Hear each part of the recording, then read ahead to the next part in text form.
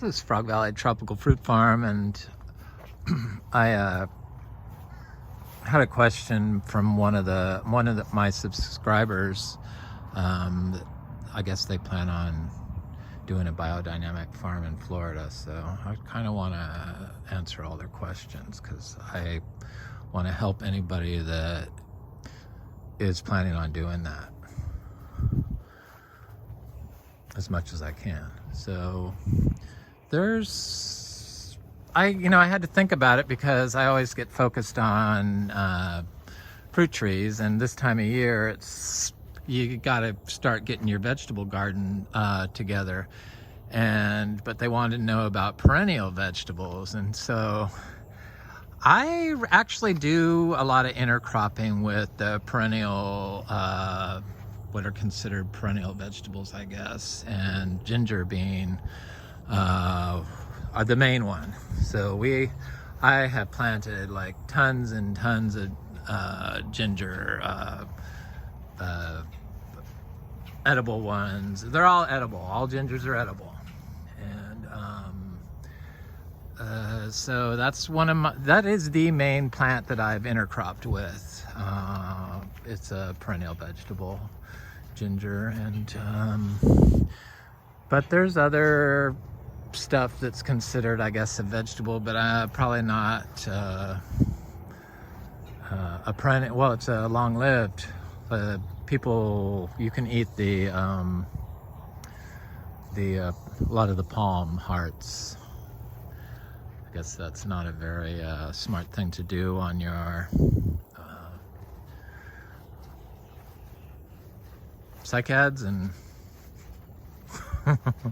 when you're paying a lot of money for a little 3-inch plant. But people eat them, I guess, or have. The indigenous people, when they managed them correctly, they ate them. And that's one right there. You can just barely make out the blue right there, that little spiny looking thing. Caesar weed is a perennial, supposed to ward off illness. Made a tea out of it. What I do have discovered I like, and I don't have to even plant, is the bidens. I use it as a green in place of spinach, and it grows everywhere here year-round, and I don't even have to plant it.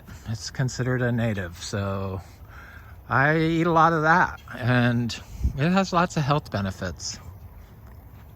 It's good for your colon health, and I believe it has a good internal microbiome that's from native soil. So your natural soil microbiome is probably growing inside your native species that you can eat, like the perennial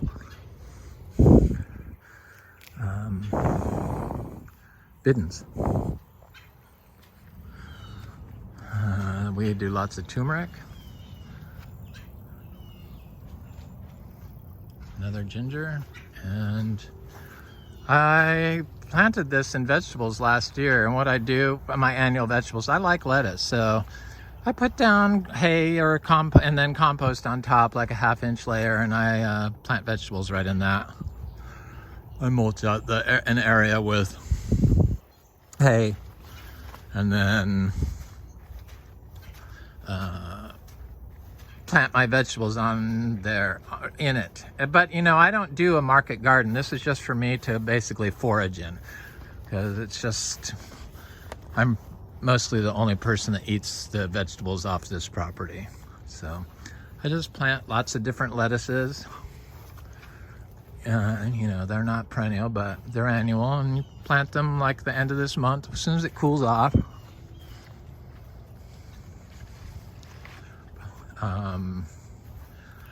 Next month usually is historically when I've done my perennial vegetables, but this is a torch ginger, and it has an edible flower. The black ginger, or the black turmeric, other turmerics, Cassava, this is not a edible cassava. This is a variegated one, which is for its foliage. But we have the edible one also. It was a gift to me from somebody that grows a lot of perennial vegetables. One he had was I don't even know the name of it, but it was like a lettuce bush. So the leaves were just like lettuce. And you can make wraps out of them. And I have an issue with my lettuce. It has to, or my greens, they have to have a decent texture. Like longevity spinach, I just cannot stand the texture. Lemongrass, I don't know what this is, but it's edible green, has a decent flavor, and the texture is nice. And then you have your cranberry hibiscus, another type of ginger there. The alocasias are not edible. This is supposed to be a calocasia, but I don't know. I'm thinking it might be an alocasia. It has just, the leaves are upright. I don't know if the tree tomato is considered a perennial vegetable. Probably not, but I know that the moringa is, and that does great here. And moringa cured me of my long-time depression. So it got my brain working so that I could figure out my gut health eventually. But I do it every day. I used to do like a quarter cup a day of powdered moringa twice a day. Or no, an eighth in the morning, an eighth in the evening. Nasty stuff. You got to mix it with something. Turmeric. See if there's a torch ginger flower blooming in here, which are all edible. They do it in Thai cooking. Yes, there is. There it is, just getting ready to open. Gorgeous flowers. Torch ginger, sometimes called crown ginger.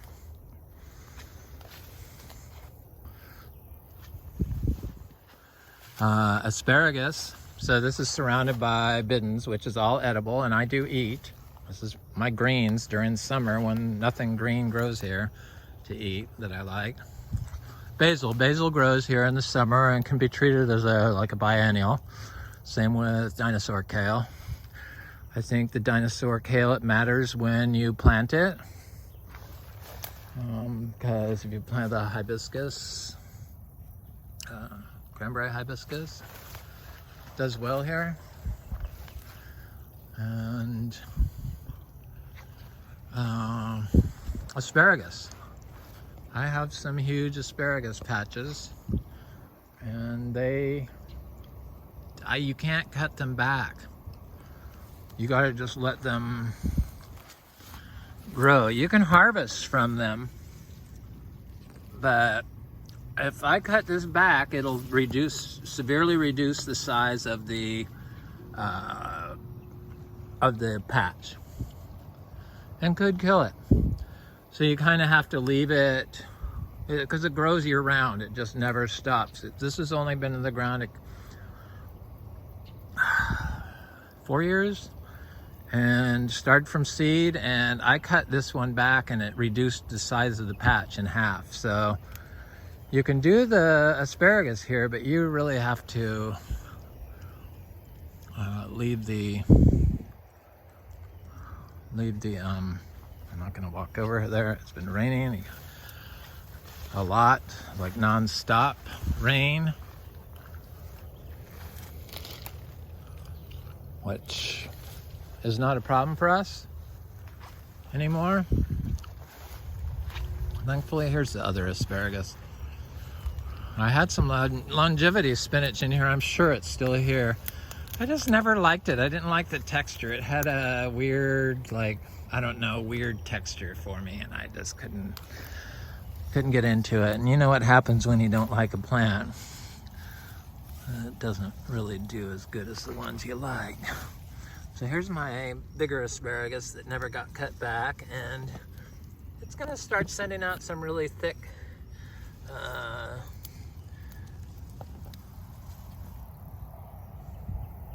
shoots soon. When it cools off, it starts like really popping into high gear. And I think that I can only remove a third of those because it's like when I cut the top back and it reduced it. I think if you cut all the new growth out of it, it's going to reduce the size of the asparagus. So I would only remove like probably 1/4 of it because I don't want it to shrink. I have some purple one and some other stuff. I was like, here's some taro root. This wasn't really the best spot for it, but it's finally doing okay. That's edible root. Perennial.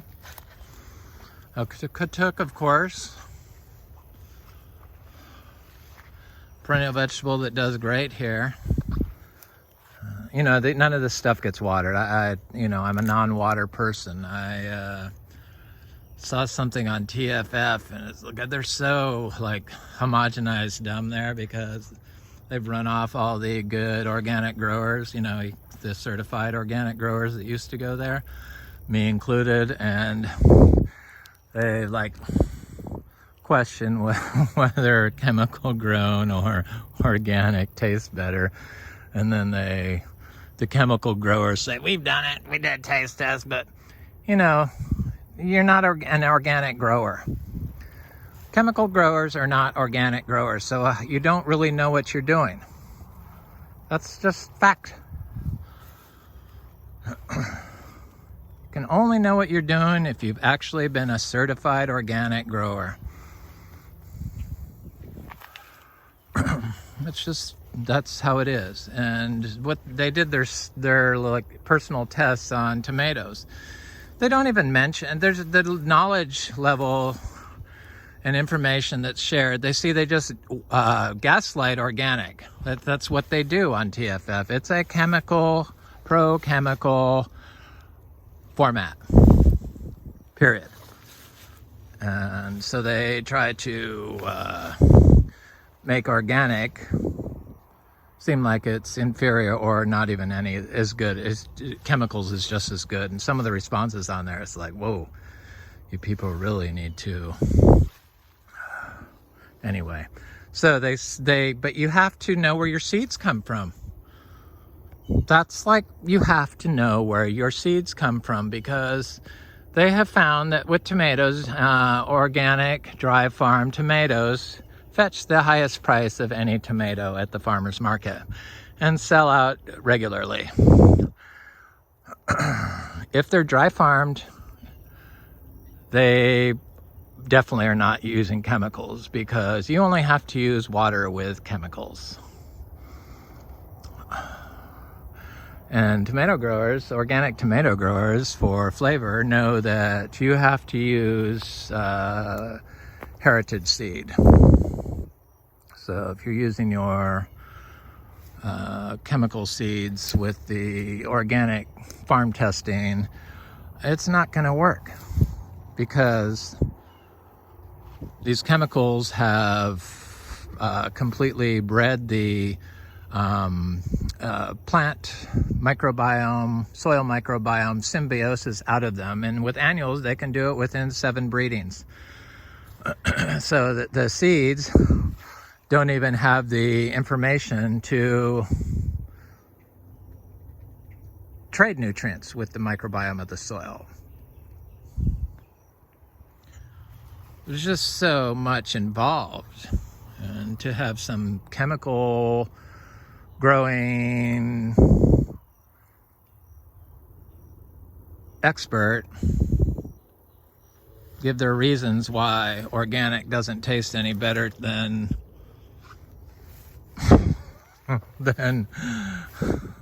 chemical grown, or it can't taste any better, is just factually untrue. And the money shows that. The wine money shows it. The vegetable money shows it.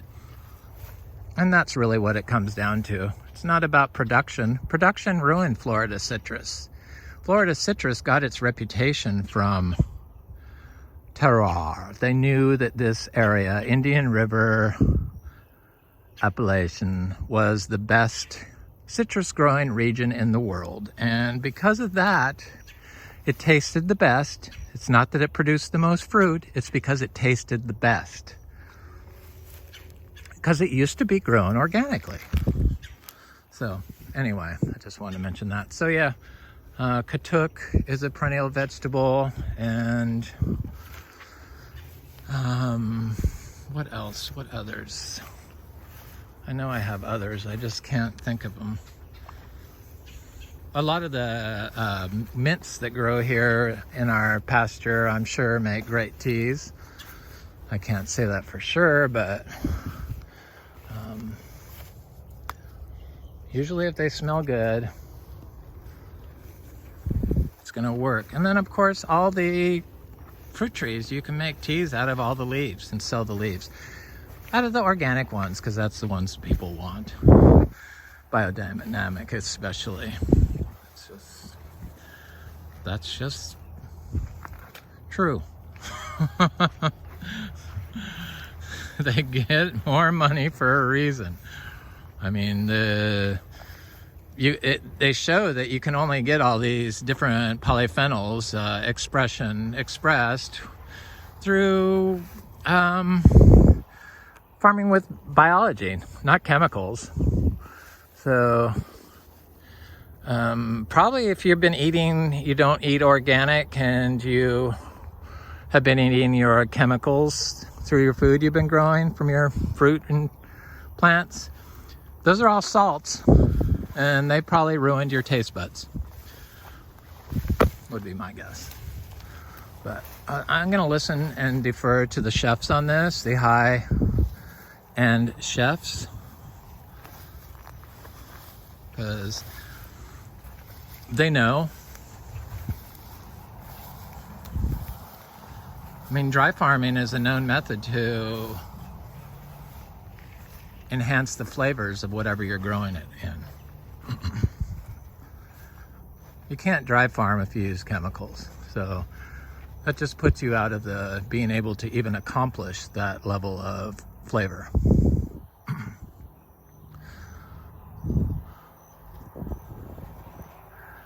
Okay, the cassava, we got lots of cassava. It's our first year. I planted like hundreds of them. Perennial vegetable.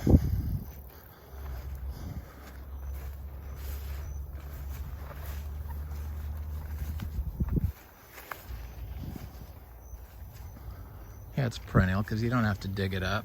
I planted a lot of sweet potatoes here, and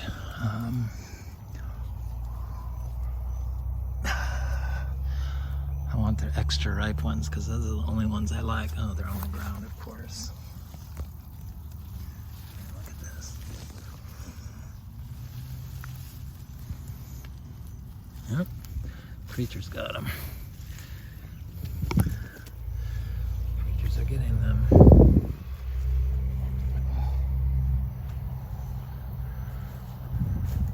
Sugar cane, that's like perennial, and you can juice it. I'm getting a hand juicer next year because I finally have some good sugarcane patches of better, higher quality sugarcane. So not all sugarcane is created equal. All organic, of course. So I know another perennial vegetable we have is the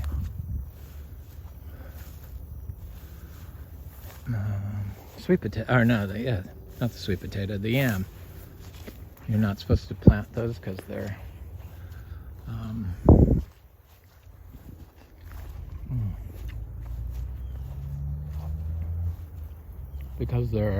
invasive, I guess.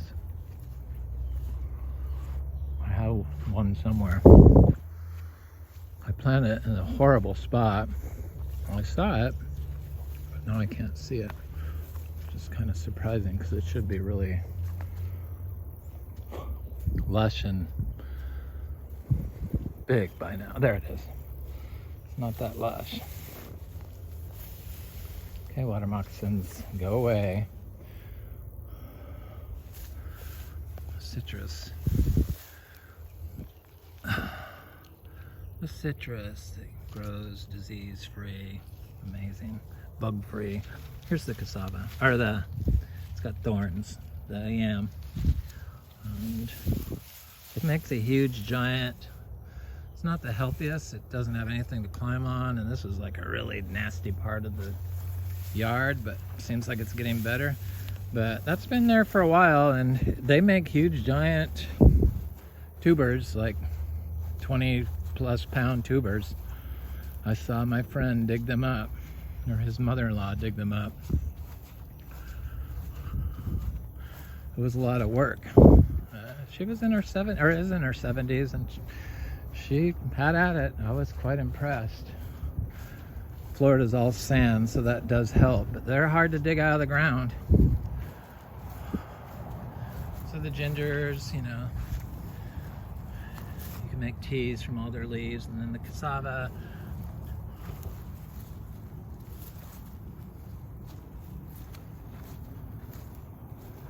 So I do annual, you know, vegetables, like I buy the seeds. You have to know where the seeds come from. They have to be certified. Getting the heritage seeds is the best. I buy seeds from small seed companies in Mendocino County, California. Their seeds seem to do very good here. They're lettuce seeds. I buy lots of different lettuce seeds. And so this is my compost I put down a couple months ago. So you can put fresh cow manure and mix it in the soil and plant your seeds directly in that and harvest within 30 days. And that is okay. I found that interesting. So if I cleared this area, like if I mulch this out with hay and then put my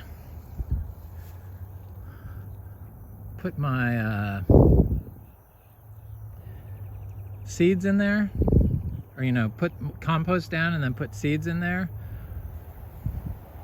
that is excellent to grow. There's people that are much better than me at growing annual vegetables online. James Kovaleski from Pete Canaris's videos, and Dan Permaculture Food Forest, and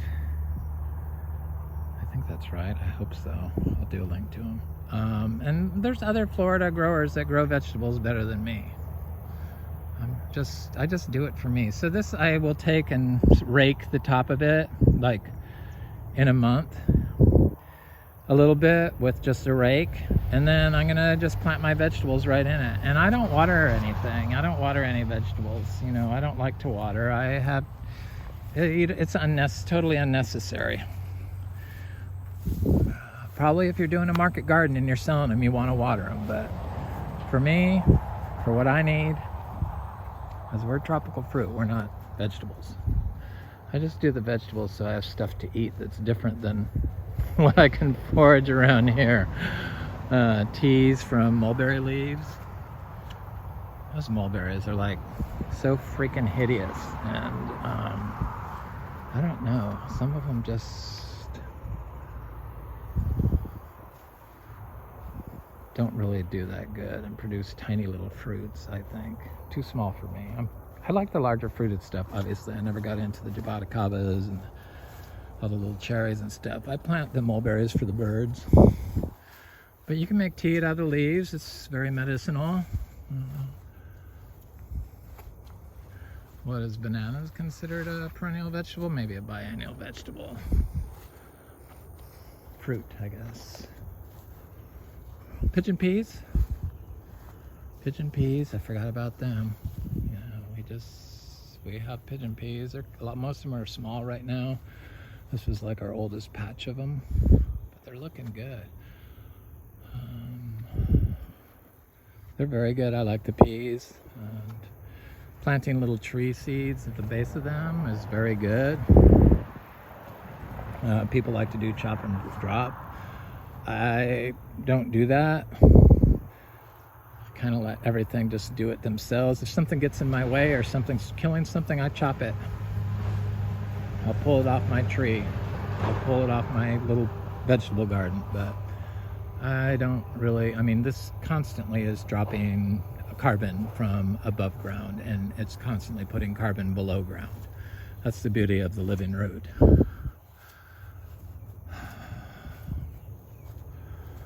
have some more different types of gingers over here. Here's our big ginger. Yes, you see them. I intercrop them with all my fruit trees. Planting fruit trees next to ginger kind of guarantees the fruit trees will do better.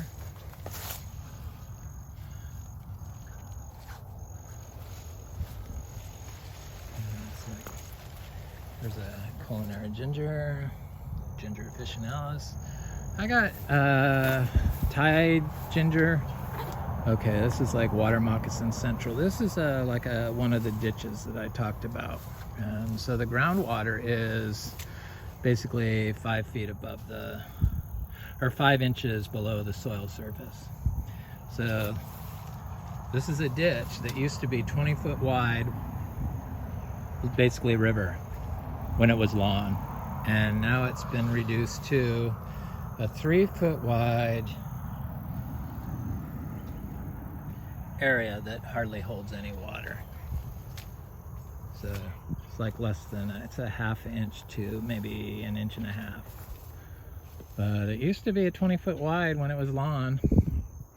All this living system wicks water away and redistributes it to other areas that require it, to get it away, to help the plants grow. It's their whole job.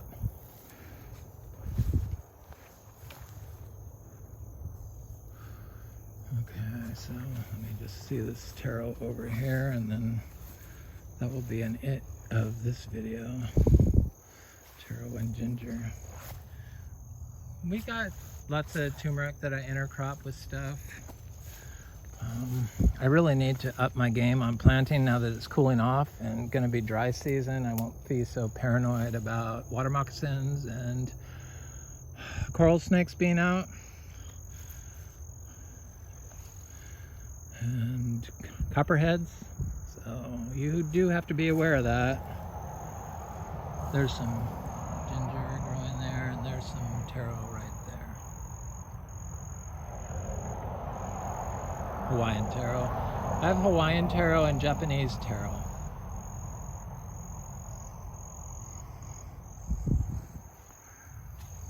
And some other one. There's a bunch of different names for them. Malaga, that's what it is. So they have black Malaga and white Malaga. Is that what it is? Yeah. I think that's right. Anyway, those are my perennial vegetables. I'm sure I have some more I can't think of, but this is Frog Valley Tropical Fruit Farm, and I hope you have a good day.